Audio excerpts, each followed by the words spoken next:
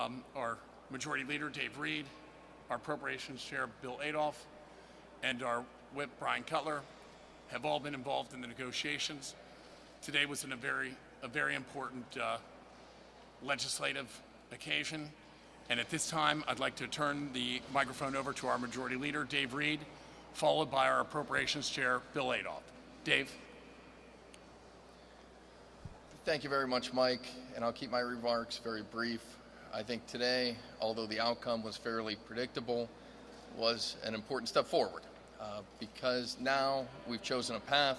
We've recognized that broad-based tax increases for the budget just does not have the votes necessary in the House for passage, that particular revenue source now is separated into a separate property tax reform discussion, and now we've got to get around a table as quickly as possible with the governor, our colleagues across the aisle in the House, Republican and Democrat in the Senate, to try to negotiate a final spending plan to get money out to the core functions of government as soon as possible.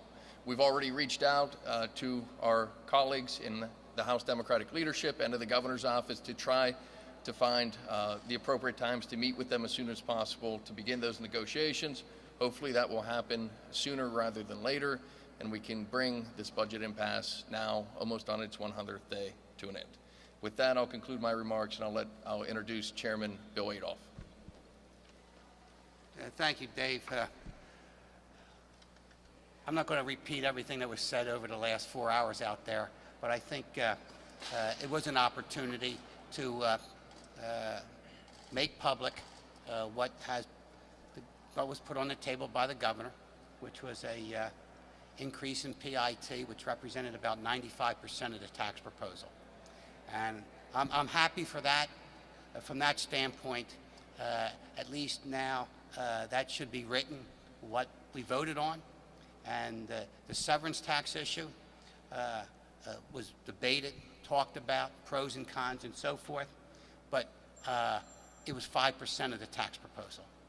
So I think, I hope to be reading about that in the newspapers, seeing it on television, and once and for all, this $1 billion severance tax for education can be put to bed, and we can get down with real facts and get a budget for Pennsylvanians, for all of Pennsylvanians, as soon as possible. And I urge the governor and our colleagues to let's meet ASAP. And I agree with the leader that a 16% personal income tax increase on the working people of Pennsylvania is way too much. And I wish we'd have had this debate early June, and I think we would have had a budget by now. Thank you. We'll be open for questions, and then I'll give some concluding remarks after the questions, but let's start with some questions for our members. Sir?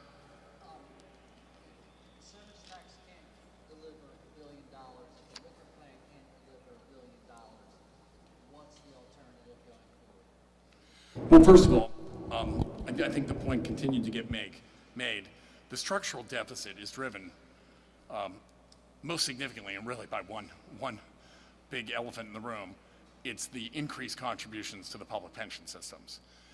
As you know, in this budget, Bill, correct me if I'm wrong, that we passed on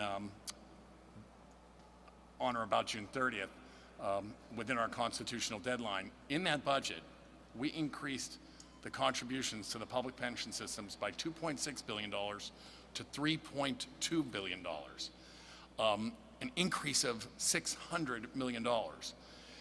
We put on the governor's desk at that same time a historic reform, Senate Bill 1, that would have, Dave, what was it? About a little over $10 billion in savings to the public pension system, 10 to 12 billion in savings, and in addition, moved new hires to defined contribution plans. That was vetoed by the governor.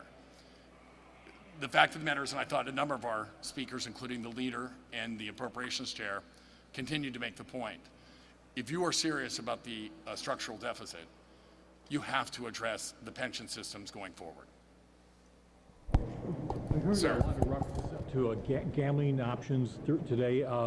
Is this a real thing, or is it something that would have to be for more gaming revenue? Well, I know that the key thing in terms of new revenue, I thought both the leader and the appropriations chair made this clear. There are opportunities for new revenue, and we need to think outside the box. The key with that is why, as Chris Ross said on the floor, why is the governor just dismissing anywhere from $220 million to up to $400 million annually by moving to a private sector system for the sale of wine and spirits? Why are we taking that off the table? Why should that not be seriously engaged? Because that should be the first revenue we're talking about.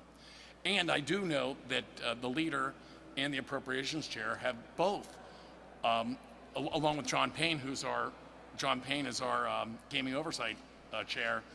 They have talked about, and I think there's bipartisan support for increased gaming revenues my understanding is could be anywhere from, Dave, is it 200 million to 500 million? Am I in the right ballpark on that? Depending on what measures pass. So I know that those are items that people are looking for discussion on. And I'll make sure my other members, Mark. Will the floor of the House be open to the governor for a future proposal of his if he thinks he has the vote, or is the Republicans' majority, the majority rule, going to be in effect from here on out? Well, I'm going to turn that over to Dave, and I think he's done an outstanding job in managing our floor votes. Well, the floor of the House being open to the governor hasn't necessarily worked out well for him the last two times it's occurred. We voted on his first tax package, which in the spring, if you remember, the entire administration had demanded for months that it be considered holistically, that it was part of a package, could not be considered individually, and believed that they had broad support for that package within the legislature and the public in general. And then we just went through the process again today. I think perhaps a better route is we actually sit down around a table and we discuss what revenue possibilities are out there, and then with those revenue possibilities that we could actually garner the votes for in the House and the Senate, what the appropriate spend number would be. Are you saying no? I'm saying it hasn't worked out the first two times all that particularly well. Why don't we just sit around a table and actually discuss what might have the votes, Republican and Democrat administration and legislature, and bring up the next package and actually have the votes and get this budget done. You know, today apparently was a necessary step to show the governor that his new proposal didn't have the votes. I would prefer to get a final budget done at this point. Will anything else require a majority of the Republican caucus from here on out? I'm interested in getting a majority of the folks in the House and the Senate together with the governor on something that can actually pass. And I actually think in order to obtain that goal, you're going to have majority support in the Republican caucus and hopefully majority support in the Democratic caucus as well. And we will show a true bipartisan effort in getting a budget done. People at home is that not much has been done in 99 days of this. Was this a necessary exercise, and are we back at day zero now? You know, I don't think we're back at day zero, because now we have a clearer picture for what's on the table and what's off the table. And I guess sometimes you've got to go through an exercise like this to actually just, hold people's feet to the fire and know where the votes actually fall, and then bring yourselves back around the table and say, okay, well, we know that didn't work. Can we figure out something that can get the 102 votes necessary? Merit to a stopgap or emergency funding or something like that? Do we look at that again? Sir, can I, Sure. Just 1 second. I want to add on. But go to the mic. Go to the mic. The fact of the matter is and boy, I thought Bill made this point quite well, Chairman Adolph, in his opening remarks. And Dave did in the speech at the stopgap, in his closing remarks when we took that vote. Here's what they said. The governor's $5 billion in increased taxes for 15-16, going up to $8 billion in 16-17, never had support. It didn't only have no support in the House or in the Senate. It had no support amongst the citizens of Pennsylvania. And what both of these gentlemen have been saying in their floor remarks is there needed to be a reality check. The members of the House are very reflective of the citizens back home. Nobody was asking us to pass a tax package of $5 billion in new taxes, going up to $8 billion in new taxes. And here's the question that Chairman Adolph always raises, and for what? To throw out terms as to what it's for without really identifying where the money's going, there's no support. In addition, the chairman made a great point in his opening remarks that said, this exercise, an important legislative exercise, a part of democracy, the governor, in trying to fashion votes, had to significantly reduce, and not, it's still $2.1 billion in personal income taxes that the support's not there for. But even to begin to pick up some element of support, certain taxes were finally taken off the table, as Chairman Adolph said. This impasse has been about one thing, and one thing only. The governor's, I'm going to use the term, but it's accurate, massive taxing increase plan that the people of Pennsylvania do not want. Where do we go from here is sort of my question now. It's not, are you satisfied if 99 days of talks took us to here and now we have to start kind of from scratch? No, I'll be satisfied when we have the final budget plan and we get a lot of these other items, pension reform, liquor reform, property tax reform off the table.